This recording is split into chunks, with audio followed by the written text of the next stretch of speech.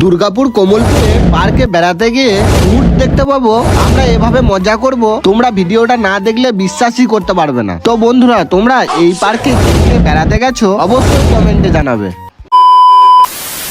তো বন্ধুরা, গতকাল বিকালে সবাই মিলে বাইক নিয়ে বেরিয়ে পড়লাম, একটা নতুন পার্ক করেছে ঘুরতে যাব বলে। তো বন্ধুরা, তোমাদেরকে বলে দিই, এই পার্কটার নাম হচ্ছে অমেশ অর্গানিক গার্ডেন। অ্যাড্রেসটা তো আমি তোমাদেরকে ভিডিও লাস্টে বলে দেবো। পার্কটা ঘুরতে ঘুরতে দেখতে পেয়ে গেলাম একটা জাদু। हे हरि राम कृष्ण जगन्नाथ प्रेमानंदे, ये क्या हुआ?